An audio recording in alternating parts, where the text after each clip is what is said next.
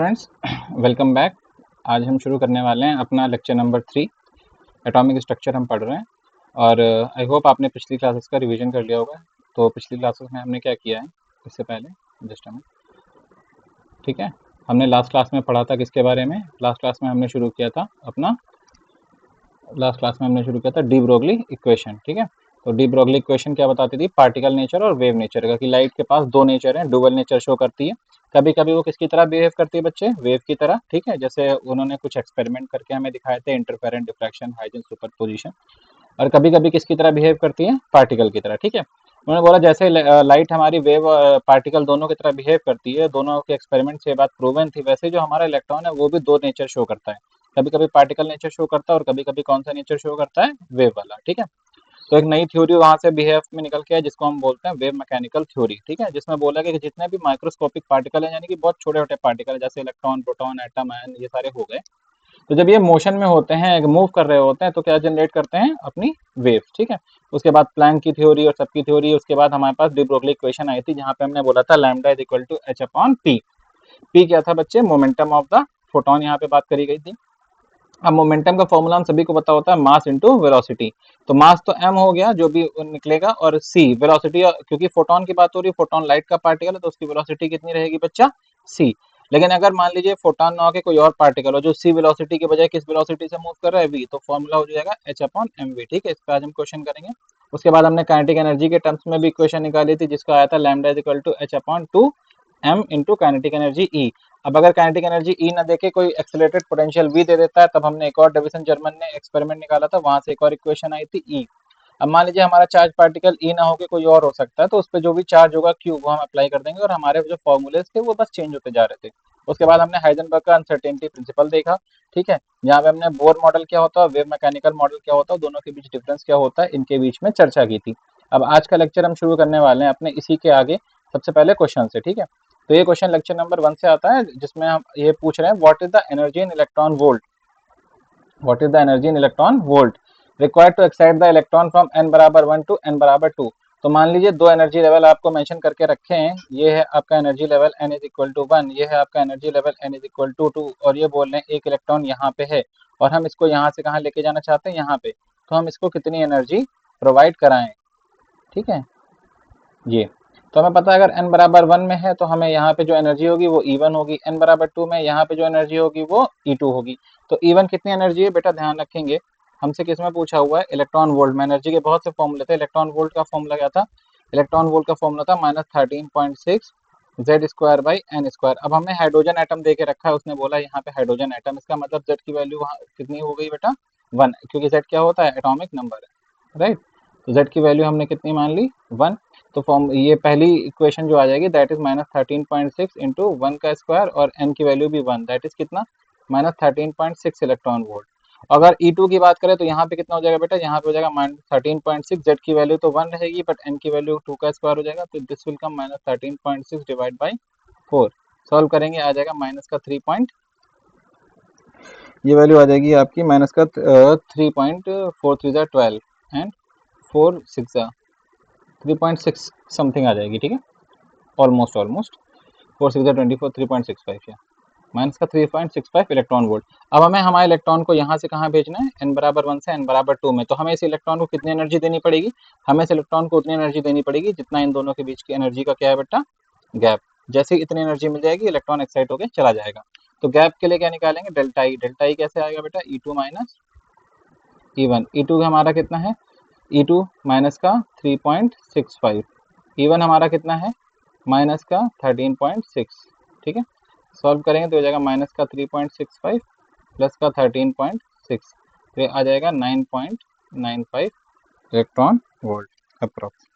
ठीक है, थोड़ा सा सॉल्व कर लेंगे इसको अराउंड। ठीक है, कैलकुलेशन में थोड़ा ऊपर नीचे हो सकता है।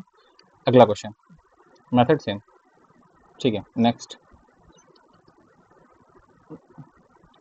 अगला क्वेश्चन हमसे बोला है, calculate the uncertainty in position. ये कहाँ से क्वेश्चन है बच्चे, ये क्वेश्चन हमारा आता है अनसर्टेनिटी। जब से ही आप शब्द सुनेंगे कौन सा, अनसर्टेनिटी, आपको क्या याद आ जाएगा, हाइजेनबर्ग अनसर्टेनिटी प्रिंसिपल। और हाइजेनबर्ग अनसर्टेनिटी प्रिंसिपल में हमने दो इक्वेशन देखी थी, कौन कौन सी, एक तो हमने देखी थी delta P into delta x, that is equal to H upon 4 pi, greater than h upon 4 pi था, लेकिन जब हम इक्वेशन सॉल्व कर रहे होंगे तो हम इक्वल टू वाली का इस्तेमाल करेंगे, ठीक है। तो delta P into delta x is equal to H upon 4 पाई।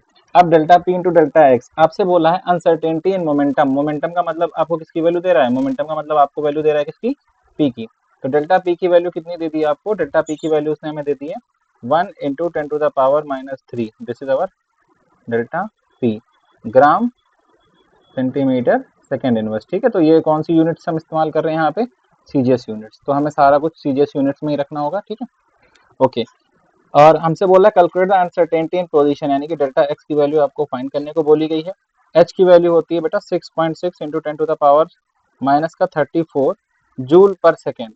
लेकिन ये वैल्यू कब रखते हैं, जब हम कौन सी यूनिट इस्तेमाल करते हैं, एसआई यूनिट, और यहाँ पे कौन सी इस्तेमाल हो रही है, सीजीएस यूनिट। सीजीएस यूनिट में क्या हो जाती है 6.6 इंटू 10⁻⁻27 अर्ग सेंटीमीटर पर second inverse, okay. Joule change होता है अर्ग इंटू सेंटीमीटर में, ठीक है। ओके, नेक्स्ट बेटा जो हमारा पाई होगा, सेकेंड इनवर्स नहीं होगा सॉरी, यूनिट में अर्ग सेंटीमीटर, ठीक है। नेक्स्ट हमारा जो पाई है, पाई की वैल्यू हम सभी को पता है, पाई की वैल्यू कितनी है 3.14। अब ये क्वेश्चन सिंपल सा बन गया है, हमें सिर्फ वैल्यूज पुट करनी है। तो डेल्टा पी जो कि 1 इंटू 10⁻³ इंटू डेल्टा एक्स जो कि हमें निकालना है इज इक्वल टू एच जो कि हमें दिया है 6 इंटू 6 10⁻27 डिवाइड बाई 4 इंटू 3.14। यहाँ से आगे कैलकुलेशन कर लेंगे, ठीक है, मैंने ऑलरेडी कर रखी है। तो जो आंसर आने वाला है फाइनली आपका delta x that will come as 0.527 0 into 10⁻⁻24 centimetre, ठीक है। आगे सिर्फ मैथमेटिक्स बचती जो कि आपको खुद ही अपनी अच्छी रखनी होगी, ठीक है।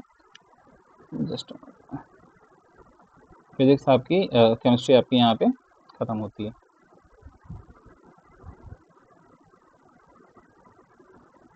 This will be your answer, okay. Next अगला क्वेश्चन देखिए कहाँ से बच्चा, डी ब्रॉगली वेवलेंथ पूछ रहा है। डी ब्रॉगली वेवलेंथ बोल रहा है calculate the momentum of particle जिसकी डी ब्रॉगली वेवलेंथ आपको दी 2.5 × 10⁻⁻10 मीटर, ठीक है। तो फॉर्मूला हमें पता है मोमेंटम ऑफ द पार्टिकल, हमें पता है लैम्डा एच अपॉन पी। तो आपसे पी पूछा है, लैम्डा दिया गया है, तो जो फॉर्मूला थोड़ा सा चेंज होगा, P will become H by lambda, और लैम्डा आपको कितना दिया गया 2.5 इंटू 10⁻⁻10 मीटर। मीटर का मतलब आपसे कौन सी यूनिट इस्तेमाल कराई है, एसआई यूनिट, ठीक है। एसआई यूनिट का मतलब जो नॉर्मल यूनिट्स हमारी रन होती हैं। तो P इज इक्वल टू कितना हो जाएगा बच्चे, P is equal to H की वैल्यू रखेंगे 6.6 इंटू 10⁻⁻34 और लैम्डा की वैल्यू हमारी हो जाएगी 2.5 इंटू 10⁻⁻10। अगर हम इसको सही से सॉल्व करते हैं तो हमारा आंसर कितना आ जाएगा, this will come as 2.64 into 10⁻⁻24। और मोमेंटम की यूनिट ध्यान रखिएगा, मोमेंटम होता है P is equal to mv, m की यूनिट होती है बेटा किलोग्राम और v की यूनिट मीटर पर सेकेंड। तो आंसर आ जाएगा kilogram metre per second, okay. I hope clear होगा आपको। इजी क्वेश्चन होते हैं, इजी ही आते हैं। What is the mass of the photon of sodium light with the wavelength of इतना। अगेन देखिए आपसे क्या पूछा है बेटा, mass of photon of sodium light जिसकी वेवलेंथ आपको कितनी है 5890। तो हमको पता है फॉर्मूला जो होता है that is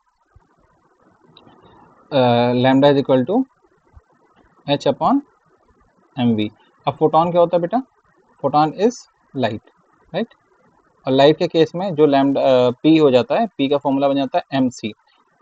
M is the mass और सी इज द, क्योंकि यहाँ पे पार्टिकल नहीं है, खुद ही फोटोन है जो कि लाइट से आ रहा है, so that is speed of light. और सी की वैल्यू कितनी होती है बेटा 3 इंटू 10⁻8 मीटर पर सेकेंड। और लैम्डा आपको कितना गिवन है 5890 एंगस्ट्रॉम। एंगस्ट्रॉम का मतलब है, इसको हम लिख सकते हैं 5890 इंटू 10⁻⁻10 मीटर। ऐसा क्यों लिख सकते हैं, क्योंकि हमको पता है एक एंगस्ट्रॉम में कितना होता है बेटा 10⁻⁻10 मीटर, ठीक है। छोटे छोटे कन्वर्जन आपको पता होने चाहिए, एग्जाम हॉल में बहुत काम आते हैं। चलिए आगे चलते हैं, ठीक है। तो लैम्डा पता चल गया, सी पता चल गया, अब सारी वैल्यूज हमको पुट करनी है। तो लैम्डा की वैल्यू हम रखेंगे यहाँ पे, तो पहले फॉर्मूला सही कर लेते हैं। तो lambda is equal to H upon M C हो जाएगा, जहाँ पे एम इधर आ जाएगा, ये हो जाएगा एच अपॉन लैम्डा इंटू सी। तो एच की वैल्यू 6.64 इंटू 10⁻⁻34 रखेंगे, क्यों, क्योंकि मीटर पर सेकेंड सी एसआई सिस्टम में सारा कुछ चल रहा है।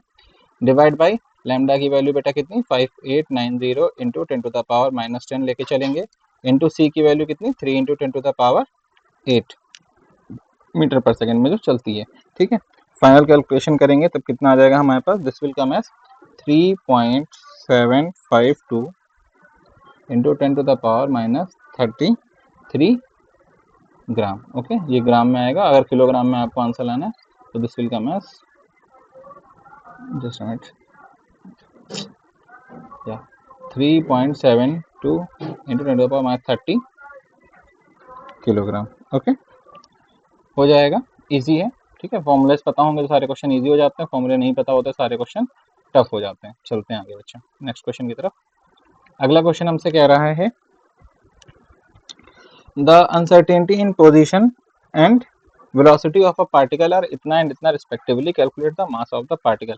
फिर से अनसर्टेनिटी का क्वेश्चन है और पोजीशन और वेलोसिटी में दे रहा है। तो अनसर्टेनिटी का इक्वेशन हमें पता है, delta P into delta x is equal to H upon 4 pi. यहाँ पे डेल्टा पी किसके बराबर होता है, that is equal to delta M into V. यहाँ पे डेल्टा वी क्या था, अनसर्टेनिटी इन वेलोसिटी, क्योंकि मोमेंटम आपको यहाँ पे दिया नहीं है, राइट, अनसर्टेनिटी इन वेलोसिटी, ठीक है। और m क्या था, मास ऑफ द पार्टिकल, जो कि आपको मेंशन आपसे पूछा गया, ठीक है, mass of particle, mass of particle, तो हमको यही फाइंड करना है। और तो बोलता है अनसर्टेनिटी इन पोजीशन कितना है, 10⁻⁻10, यानी कि डेल्टा एक्स की वैल्यू आपको देके जा रहा है 10⁻⁻10। और आपको क्या नाम है, डेल्टा वी की वैल्यू आपको देके जा रहा है 5.27 इंटू 10⁻24, ठीक है। एच की वैल्यू हम सभी को पता है, क्योंकि ये मीटर में चल रहा है, ये मीटर पर सेकंड में चल रहा है, यानी कि कौन सा सिस्टम चल रहा है, एसआई वाला सिस्टम चल रहा है। एसआई वाला सिस्टम चल रहा है तो एच की वैल्यू हम कितनी लेके चलेंगे, 6.6 इंटू 10⁻34, ठीक है। पाई की वैल्यू सभी को पता है 3.14। अब क्वेश्चन में कुछ भी नहीं बचा, हमें सिर्फ फॉर्मूला रखना है। डेल्टा पी की जगह हम रखेंगे M into delta V into delta x is equal to H upon 4 pi, ठीक है। वैल्यू सब्स्टिट्यूट करेंगे, m की जगह कितना रख देंगे बेटा, m की जगह हम रख देंगे, m तो हमें फाइंड करना है, डेल्टा v की जगह हम कितना रख के चलेंगे 5.27 इंटू 10⁻⁻24, और x की कितना रख के चलेंगे, x की जगह हम रख के चलेंगे 10⁻⁻10 इज इक्वल टू h की वैल्यू 6.6 इंटू 10⁻⁻34। 10⁻⁻34 से ये पावर्स कैंसिल हो जाएंगे और नीचे बचेगा 4 इंटू 3.14, ठीक है। सारा कुछ सॉल्व करेंगे तो फाइनल जो हमारे पास आंसर निकल के आएगा, mass that will become 0.099 kg, 0.099 kg, ठीक है। आई होप समझ आया होगा, ज़्यादा टफ नहीं है, ठीक है। तो हमारे पास कुछ क्वेश्चंस थे, ठीक है। आई होप आपने ट्राई किए होंगे, ठीक है, खुद से। अगर लग गया तो अच्छी बात है, नहीं लगे तो आप सीख लें यहाँ से, ठीक है। एग्जाम हॉल में हमसे क्वेश्चन बनने चाहिए, हमारे लिए बहुत ज़रूरी है। आगे चलते हैं बच्चा, ठीक है। तो आज का टॉपिक हम शुरू करने जा रहे हैं वेव मैकेनिकल मॉडल और साथ में Schrodinger equation. Okay, wave mechanical model, और यहाँ पे हम बात करने वाले हैं किसकी आज, श्रोडिंगर इक्वेशन।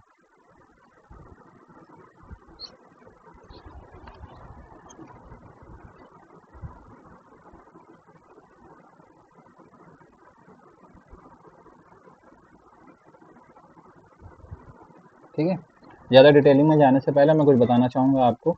यहाँ पे जो श्रोडिंगर इक्वेशन हम पढ़ेंगे वो बहुत ही ब्रीफ पढ़ेंगे, कॉम्प्रिहेंसिव नहीं पढ़ेंगे, ठीक है। कॉम्प्रिहेंसिवली या डिटेल्ड हम कहाँ पढ़ेंगे, जो डिटेल्ड हमें पढ़ना है वो हमें पढ़ना है किसमें, जब हमारी फिजिकल की यूनिट शुरू होगी जिसका नाम है क्वांटम मैकेनिक्स, ठीक है। तो वहाँ पे प्रॉपर श्रोडिंगर इक्वेशन आती है, कहाँ से आई है, कैसे उसका डेरिवेशन होता है, सब कुछ होगा, तो हम वहाँ पे देखेंगे। अभी के लिए हम ऐसे चल रहे हैं। तो हम बात करने जा रहे हैं वेव मैकेनिकल मॉडल की। एक बार फिर से बना देता हूँ आपके लिए। तो ये था वेव मैकेनिकल मॉडल, राइट, ऐसा कुछ। तो ये बोला गया कि जब कोई पार्टिकल वेव की तरह मूव करता है, ठीक है, when a particle moves like a wave, तब क्या होता है, there is a, when a particle moves like a wave, जब वेव की तरह मूव करता है उससे एसोसिएटेड वेव होती है, then it creates a wave function, then it creates a wave function which can be traced, then it creates a wave function. क्या create करता है बेटा, वेव फंक्शन। हम मान लो इसने क्या क्रिएट किया, वेव फंक्शन। वेव फंक्शन इसका हम क्या मान के चलते हैं, वेव फंक्शन डिनोट कर रहे हैं किससे, साई से, ठीक है। तब श्रोडिंगर ने कहा कि अगर हम इसका 3D मॉडल बनाते हैं, ठीक है, इसका इलेक्ट्रॉन जो है जो 3D वेव की तरह मूव कर रहा है, इसका हम मॉडल जनरेट करते हैं, ठीक है, तो हम ये पाएंगे यहाँ पे ये जो इलेक्ट्रॉन है ये देखिए न्यूक्लियस है, तो न्यूक्लियस की चारों तरफ क्या फैली हुई है, this is positive field of nucleus, ये क्या फैली हुई है, this is positive electric field of nucleus, चारों तरफ क्या है, positive electric field of nucleus.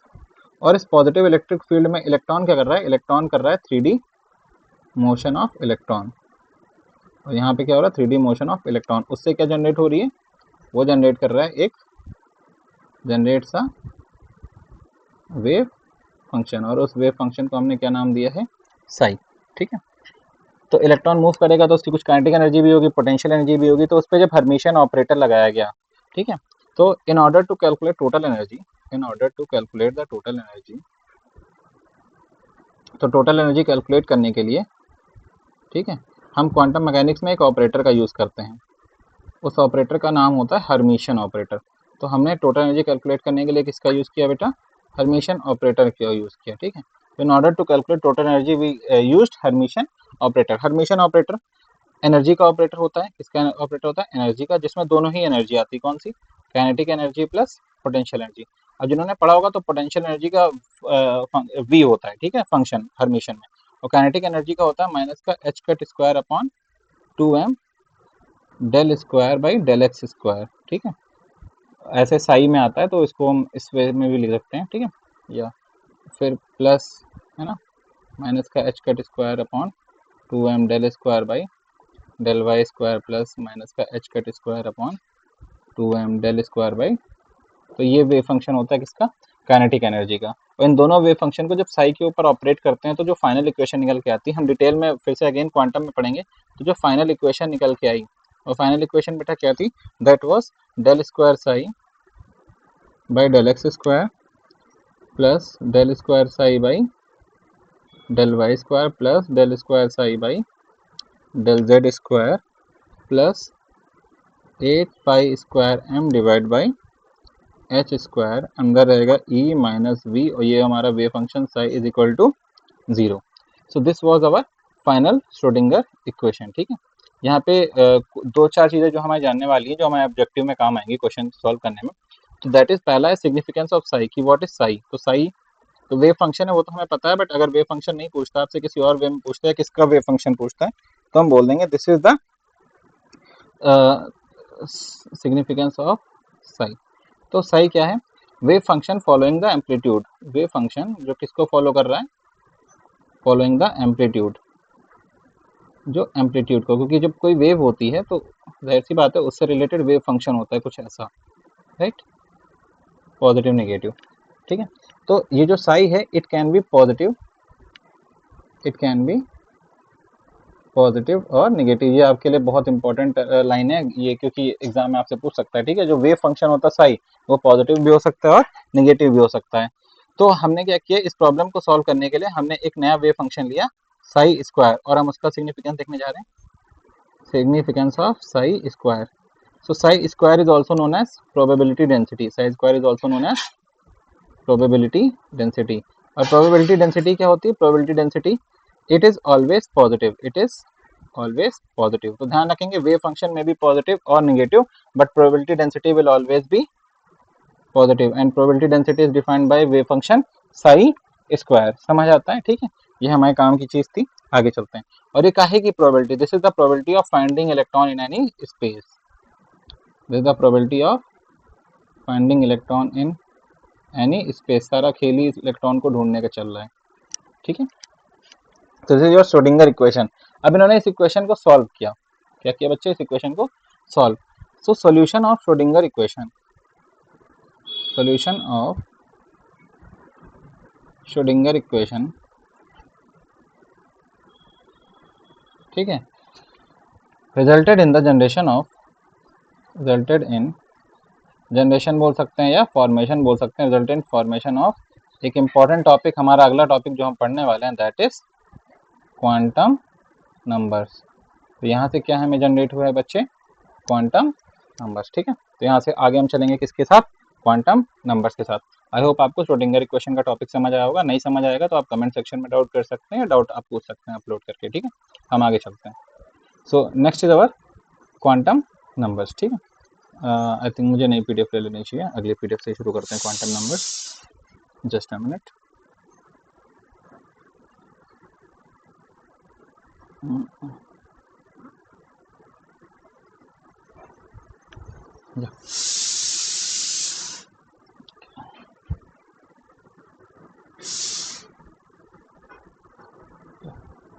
So we will start with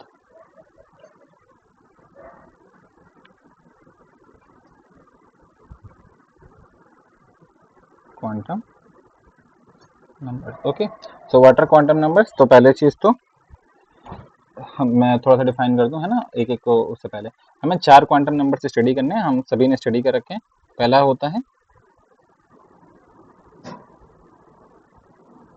principal quantum number, दूसरा होता है आपका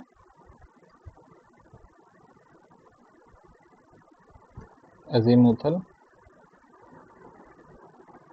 क्वांटम नंबर, तीसरा होता है आपका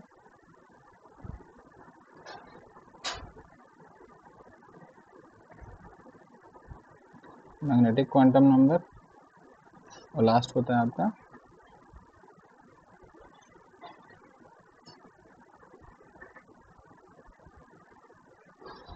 स्पिन क्वांटम नंबर। तो 4 क्वांटम नंबर होते हैं, ठीक है, ये जानना जरूरी था। Magnetic quantum principal quantum number defined by sorry n, just a minute, या principal quantum number defined by small n, azimuthal by small l, magnetic by m l लिखा जाता है, ठीक है इसको, और इसको लिखा जाता है स्पिन को एम एस, और कहीं कहीं पे सिंपली एस, ठीक है।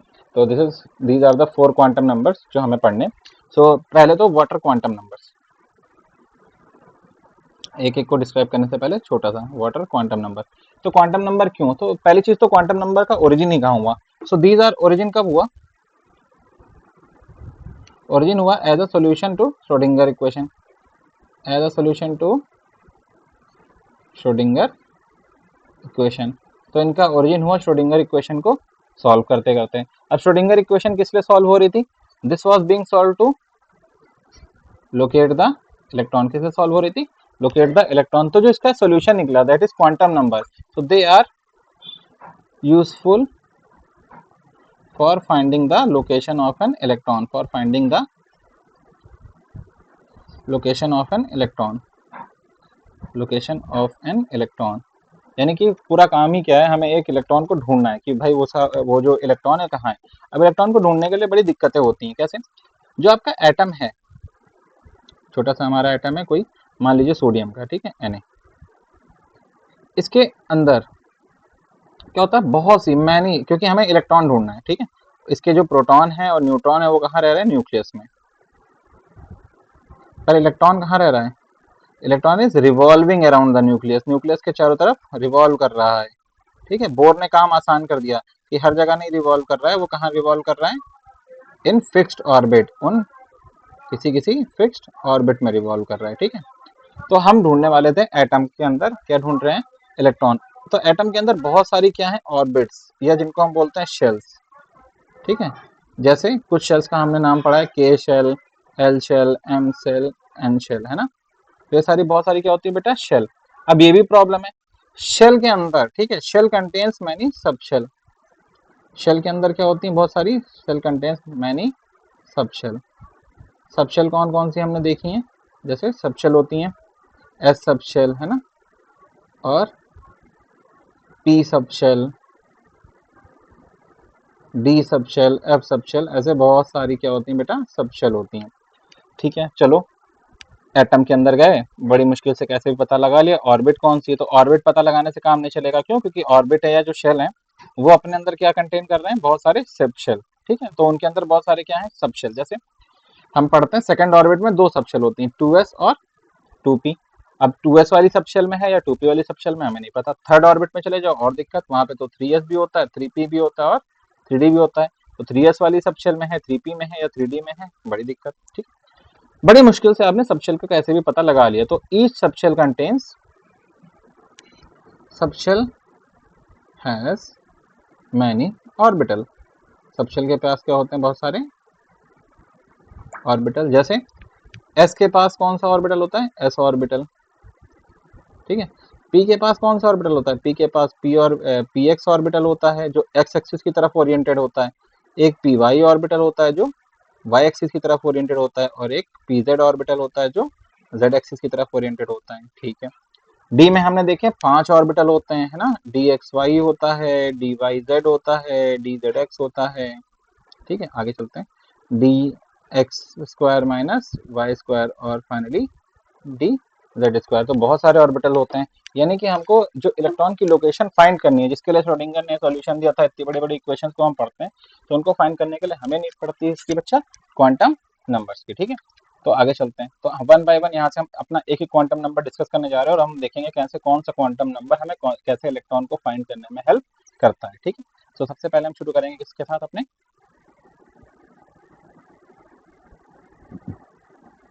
प्रिंसिपल क्वांटम नंबर, ठीक है, denoted by the symbol small N. वैसे तो मोल मत समझिएगा, ठीक है।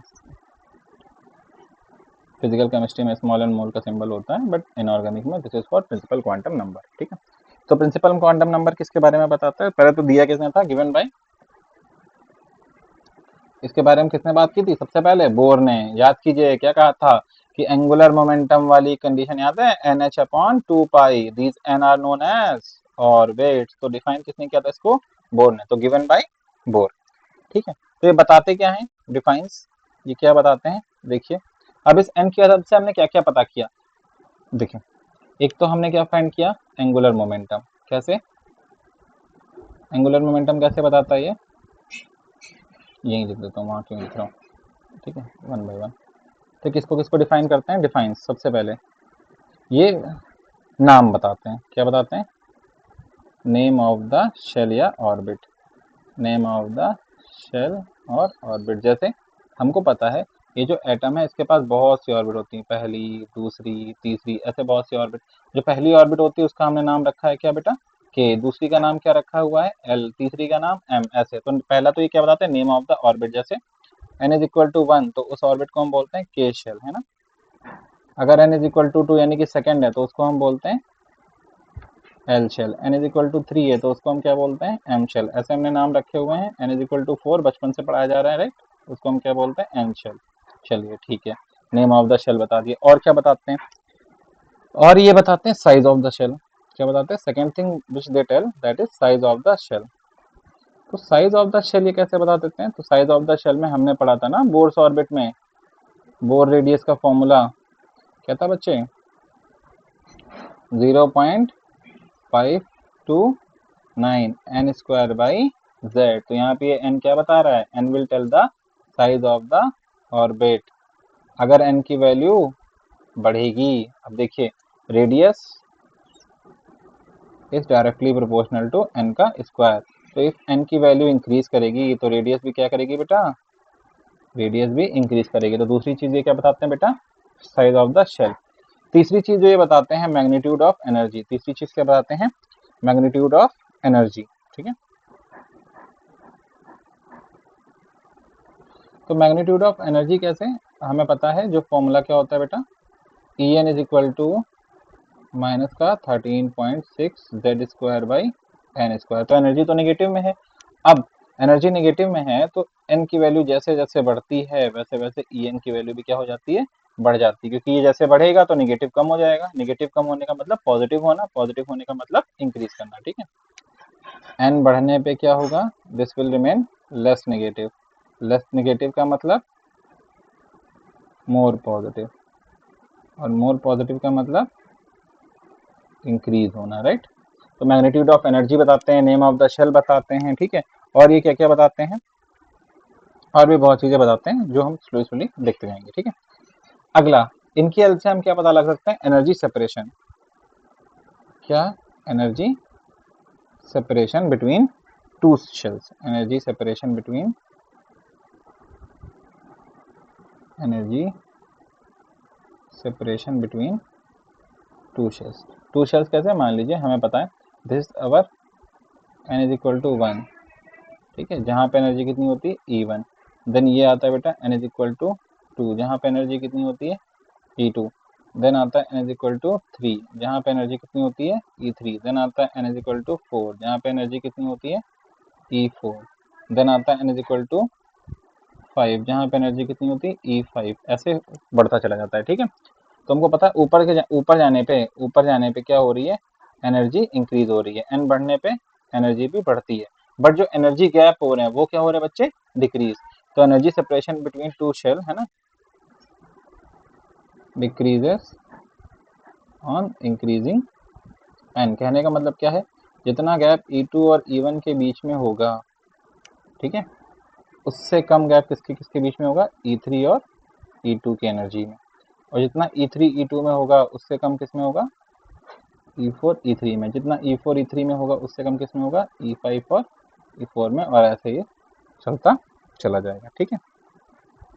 और हम इसके हेल्प से क्या पता लगा सकते हैं, they help us to find maximum number of electron in any orbit. Maximum number of electron in any orbit. Actually ये बहुत सी चीज़ें बताते हैं, जैसे मैं बता दूं सबसे पहले तो, ठीक है, मैक्सिमम नंबर ऑफ इलेक्ट्रॉन से ही शुरू कर देते हैं। मैक्सिमम नंबर ऑफ इलेक्ट्रॉन कितने होंगे, दैट इज 2n²। जैसे के शेल है तो के शेल के लिए n की वैल्यू बेटा 1, तो मैक्सिमम इलेक्ट्रॉन कितने आ सकते हैं, that is 2n²। That is कितने आ जाएंगे बेटा, 2 इंटू 1 का स्क्वायर, दैट इज। तो के शेल में मैक्सिमम कितने इलेक्ट्रॉन हो सकते हैं, 2 इलेक्ट्रॉन हो सकते हैं, ठीक है। अगली शेल होती है बेटा एल शेल। एल शेल का मतलब n की वैल्यू कितनी होगी यहाँ पे 2, तो n इसमें कितने इलेक्ट्रॉन आ सकते होंगे, जो दूसरी वाली शेल होती है, तो 2 इंटू 2 का स्क्वायर, दैट इज 2 इंटू 4। तो कितने आ जाएंगे बेटा 8 इलेक्ट्रॉन। जो हमें पढ़ाया जाता था ना, पहली में 2 भरो, दूसरी में 8 भरो, वो यहीं से आता था। जैसे एम शेल है, तो एम शेल के केस में बेटा क्या हो जाएगा, n की वैल्यू कितनी हो जाती है 3, तो मैक्सिमम इलेक्ट्रॉन यहाँ पे कितने हो जाएंगे, दैट विल बी 2 इंटू 3 का स्क्वायर, दैट इज 2 इंटू 9। कितने इलेक्ट्रॉन हो जाएंगे, 18 इलेक्ट्रॉन पढ़ाया जाता था।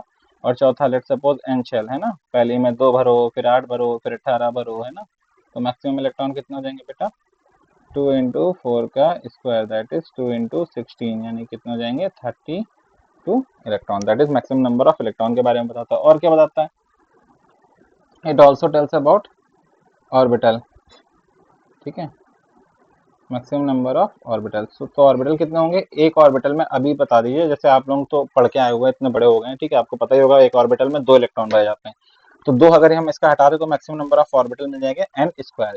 तो के शेल में कितने ऑर्बिटल होंगे, तो के शेल का मतलब है again n is equal to 1, कितने ऑर्बिटल होंगे, तो नंबर ऑफ ऑर्बिटल्स पॉसिबल है के शेल में कितने बेटा, n², दैट इज 1 का स्क्वायर, तो कितना 1। फिर एल शेल की बात करें तब n इज इक्वल टू 2, तो ऑर्बिटल कितने पॉसिबल हो जाते हैं, 2 का स्क्वायर, दैट इज 4। 4 ऑर्बिटल कौन से होते हैं, एक होता है एस के प्लस 3 होते हैं किसके, पी के। एम शेल में n इज इक्वल टू 3, कितने ऑर्बिटल होंगे बेटा, 3 का स्क्वायर, यानी कितने ऑर्बिटल हो जाते हैं 9।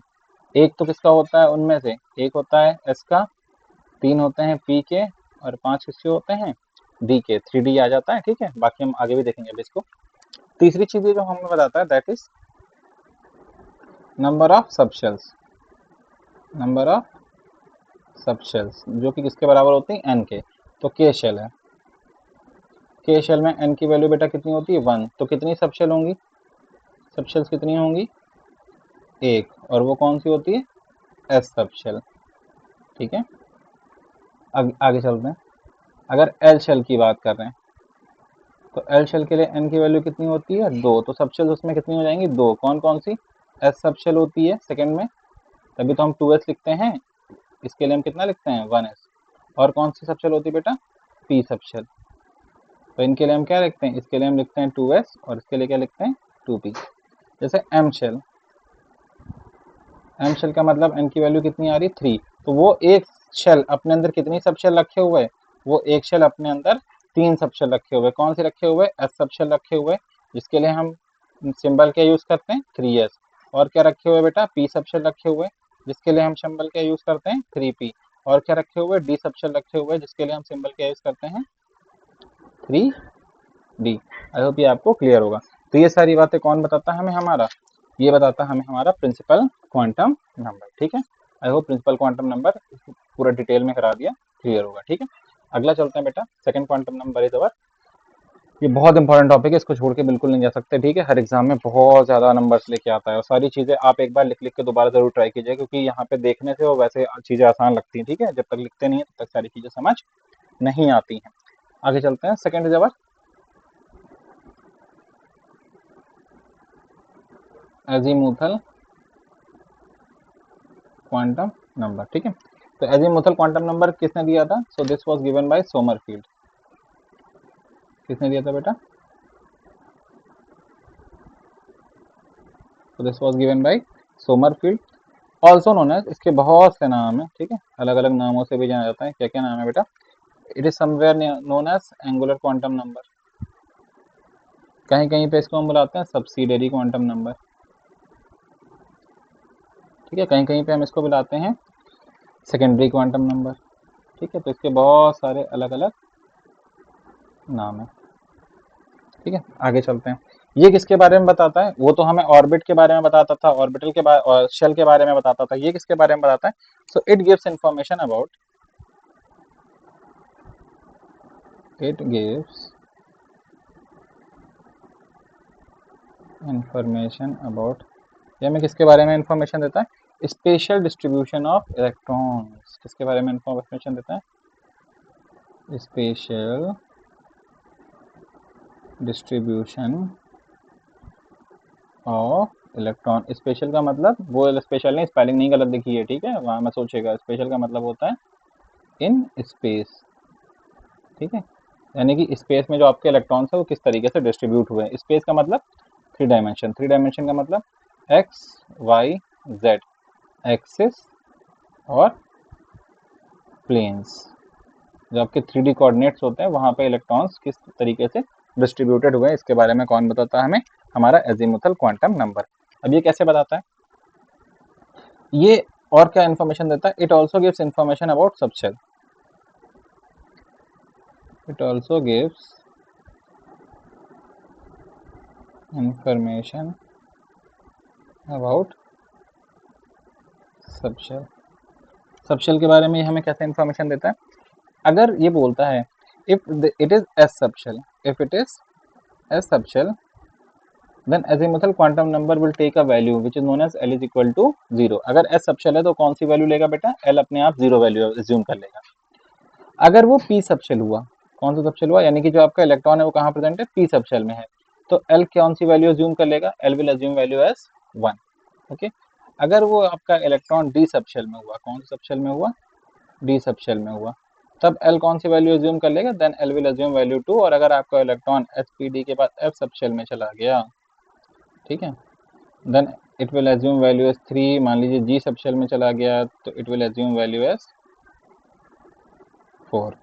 थोड़ा सा बता देता हूँ, ये जो s है this is a term for, है ना, this is a term for sharp. ये जो लाइंस आती है वहां से आया, तो this term for sharp. p is for principal lines,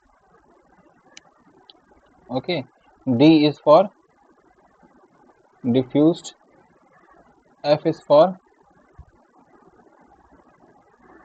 fundamental, g is for generalized। Okay, थोड़ा सा एक्स्ट्रा नॉलेज आई होप काम आएगा। आगे हम चलते हैं इनकी एनर्जी के बारे में। अच्छा, एल वैल्यूज कौन कौन सी टेक करता है? दो बातें यहाँ पे ध्यान रखिएगा। ठीक है, व्हाट इज द वैल्यू, इसका मतलब ये होता है, ठीक है, we are talking about exact या पॉसिबल वैल्यू। ठीक है, कौन कौन सी वैल्यू हो सकती हैं। और दूसरा जो टर्म होता है that is how many values, how many values. ठीक है, तो that is number of possible values, की कितनी वैल्यूज पॉसिबल हो सकती हैं। जैसे, क्योंकि यहाँ पे बहुत बच्चे कंफ्यूज होते हैं, तो ये दो अलग अलग बातें हैं। जैसे L takes, okay, L takes n-1 value. इस लाइन का ये मतलब है बेटा कि जो L की वैल्यूज होंगी, ठीक है, ठीक है, L will have, sorry just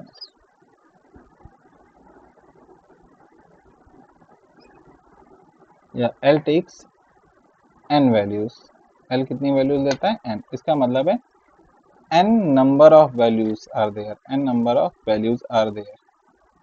इसका क्या मतलब है, ये किसका आंसर है, ये आंसर है सेकंड क्वेश्चन का कि how many values are there. जैसे if n is equal to 1, so L will have only one value, only one value, ठीक है, और वो वैल्यू क्या होगी बेटा, जीरो, ठीक है, जीरो इज द वैल्यू। ये लिखना जरूरी है क्योंकि बच्चे बहुत कंफ्यूज होते हैं। If n is equal to 2, तो L will have only two values, और वो कौन कौन सी वैल्यू होंगी, 0 and 1। If n is equal to 3, तो L will have how many value, it will have three values, और वो कौन कौन सी वैल्यूज होंगी, 0 1 and 2। If n is equal to 4, so L will have how many values, it will have four values. How many values, four values, that will be 0 1 2, just a minute, 0 1 2 and 3। तो अगर आप देखें तो एक है हाउ मैनी वैल्यूज, तो इसका answer होता है जितने n है सेम नंबर ऑफ वैल्यूज, यानी कि n नंबर ऑफ वैल्यूज। और अगर आपसे बोले what are the exact value या पॉसिबल वैल्यूज, कौन कौन सी वैल्यूज वो ले रहा है, सो इसका आंसर जाएगा 0 2 n minus 1, these are the possible values. I hope ये डाउट आपका क्लियर हुआ होगा, ठीक है, दोनों में डिफरेंस होता है। ओके, तो L will have zero values, इसका मतलब केवल कौन सा ऑर्बिटल होगा, सबशेल होगा, only S subshell will be present. S will have zero values, यानी कि S और क्यों लिख रहा हूँ, S and P subshell are present, ठीक है, इसका मतलब है S P and D subshell are present. आगे तो आप समझ ही गए होंगे, ठीक है, आगे चलते हैं बेटा। नेक्स्ट इसका ये हमें ऑर्बिटल ऑफ एनर्जी भी बताता है, ठीक है, कि किस हिसाब से ऑर्बिटल पड़े होंगे या एनर्जी क्या होगी सबशेल्स की। तो एनर्जी ऑफ सबशेल जो होती है, एनर्जी ऑफ सबशेल्स, तो एनर्जी ऑफ सबशेल्स का ऑर्डर चलता है, सबसे ज़्यादा सबसे कम एनर्जी होती है एस सबशेल की, उससे ज़्यादा होती है पी सबशेल की, उससे ज़्यादा डी सबशेल की, और सबसे ज़्यादा एनर्जी होती है एफ सबशेल की, ठीक है। आई होप ये भी आपको क्लियर होगा, ठीक है। और सबशेल्स का शेप हमेशा ध्यान रखिएगा, subshells have similar shape, subshells have similar shape, similar shape but their size changes. ये कहने का क्या मतलब है, थोड़ा सा देखेंगे, बट देयर साइज चेंजेस, कहने का मतलब क्या है, मान लीजिए एस सबशेल है, ठीक है, एक है आपकी 1s, एक है आपकी 2s, एक है आपकी 3s, एक है आपकी 4s, और एक है आपकी 5s। तो एस सबशेल स्फेरिकल होती है, तो 1s छोटी होगी, 2s थोड़ा बड़ी होगी, 3s बड़ी होगी, 4s और बड़ी होगी, 5s बहुत बड़ी होगी, बट ऑल विल बी, ठीक है, n will increase, their size increase, but shape will remain same। Shape कैसा रहेगा बेटे, सेम। ऐसे ही मान लेते हैं, ये आपकी बात हो रही है, ये this is our 2p, this is our 3p, this is our 4p and this is our 5p, ठीक है। तो 2p मान लीजिए छोटा सा है, ठीक है, 3p will be little large, 4p will be more large, 5p will be super large. So they will have n increase हो रहा है अगेन, इसका मतलब साइज इंक्रीज हो रहा है, बट शेप क्या रहने वाली है, same, and shape is defined bye azimuthal quantum number. अगर हम p की बात करें तो यहाँ पे भी l कितना होगा बेटा, 1, यहाँ पे भी l कितना होगा, 1, यहाँ पे भी l कितना होगा, 1, यहाँ पे भी l कितना होगा, 1, क्योंकि सबके सब क्या है बेटा, p, और p के लिए l की वैल्यू कितनी आती है, 1, जबकि इस केस में l कितना होगा, यहाँ पे भी 0, यहाँ पे भी 0, यहाँ पे भी 0, यहाँ पे भी 0, और यहाँ पे भी 0, जबकि n चेंज हो रहा है। n इसका कितना है बेटा, आगे जो नंबर लिखा होता है वही n होता है, इसका n है 1, इसका n कितना है बेटा 2, इसका n कितना है 3, इसका n 4, और इसका n कितना है 5, आगे जो लिखा है। इसके केस में यहाँ पे n की वैल्यू बेटा कितनी है 2, यहाँ पे n की वैल्यू कितनी है 3, यहाँ पे n की वैल्यू कितनी है 4 और यहाँ पे n की वैल्यू कितनी है 5। आई होप ये सारा आपको क्लियर रहा होगा। ठीक है, यहाँ तक आगे चलते हैं। अगला जो हमको ये बताता है, ये किसके बारे में बताता है, orbital angular momentum. It also tells us about okay it also tells us about orbital angular momentum, कि ऑर्बिट का एंगुलर मोमेंटम कितना है। It also tells us about orbital angular momentum. तो फॉर्मूला क्या होता है ऑर्बिटल एंगुलर मोमेंटम का, it is defined by the symbol mu L. So mu L is given by under root L, जो भी value आएगी L plus 1 and then h upon 2 पाई। ठीक है, ये बहुत काम आने वाला है और इसी को हम लिखते हैं mu is equal to under root L L plus 1 H cut. ध्यान रखेंगे this H cut is also known as H upon 2 pi. तो कहीं कहीं पे आपको एच कट लिखा मिलेगा, ये नहीं कि गलती से काट दिया गया है। ठीक है, ध्यान रखेंगे। अगला, मैक्सिमम इलेक्ट्रॉन कितने प्रेजेंट हो सकते हैं एक सब शेल में। हमने शेल में देखे थे ऊपर फॉर्मूले में, अब हम सब शेल की बात करें। तो maximum number of electron that can be present in one subshell, that can be present in one subshell। एक सबशेल में कितने मैक्सिमम नंबर ऑफ इलेक्ट्रॉन हो सकते हैं बेटा।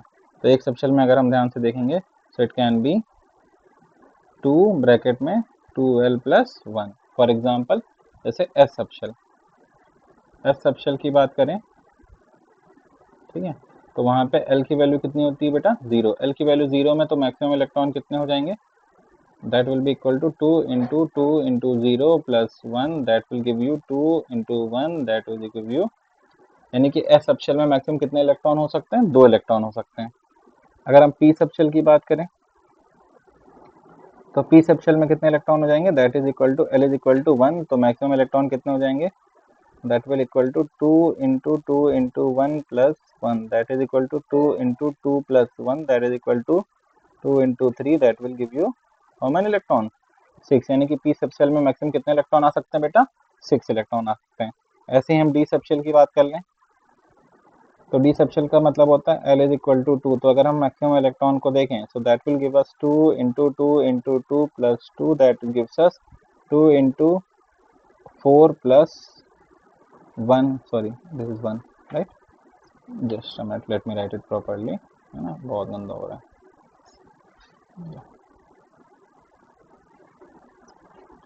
okay, so 2 into 2 plus 1, that gives us 2 into 4 plus 1, that gives us 2 into 5 and that gives us how many electron 10 electron. और last हमारा F subshell जहाँ पे एल की वैल्यू कितनी हो जाएगी 3, तो मैक्सिमम इलेक्ट्रॉन जो हमारे हो जाएंगे that will be 2 into 3 into 2 plus 1, that gives us 2 into 6 plus 1, that gives us 2 into 7, that gives us how many electron 14 electron।